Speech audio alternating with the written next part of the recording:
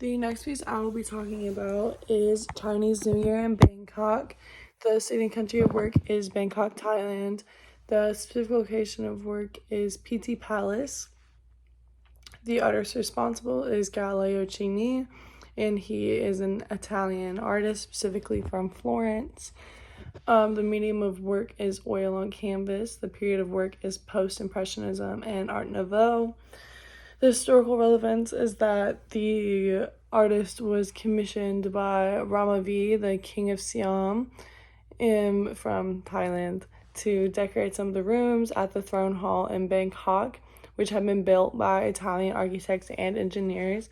During his trip to Italy, the king had admired Cini's decorations at the Venice Biennale, and he employed the painter in Bangkok from 1911 to 13. It took that many years to create. He painted it over the course of his time there and between his work at the throne hall, so about 2 years. And this work is important because it binds the values of Oriental art and Art Nouveau, specifically Italian Art Nouveau. And it is really a combination of cultures via artistic style that wasn't a very common occurrence in styles today. It's a very unique combination.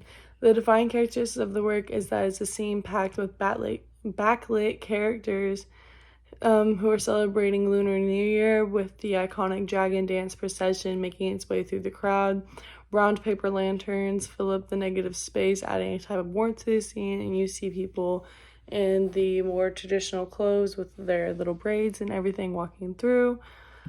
As well, the historical contributions of Cini are that he's an important member of the Italian Art Nouveau movement. He had very decorative work, and some of his most notable being from this throne hall in Anata Samarkand, as well as a number of other churches back home in Italy.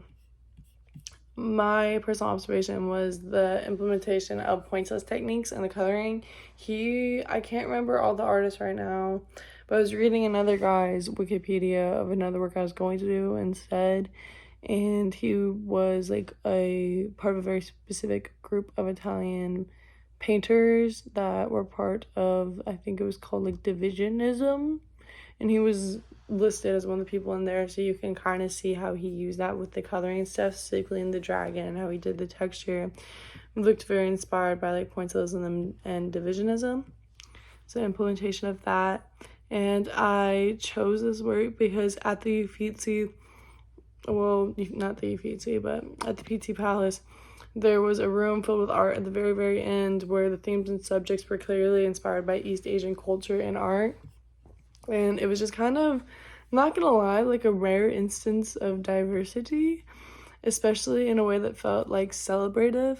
It was just interesting because there was also another one, I'll put at the end of it, but it was a portrait of a clearly East Asian woman and everything, and it was just me and some other people kind of realized, oh, we've only seen white people depicted this whole time.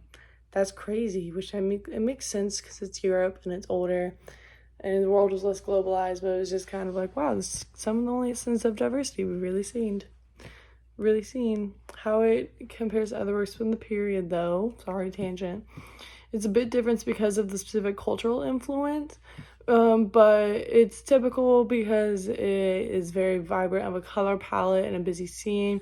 It's a bit dark, but that's the whole point because it's the specific theme. But besides the cultural influence, it's very on theme for the time. And one fun fact is that Lunar New Year in Thailand this year is Saturday, February 10th, and it will be the year of the dragon.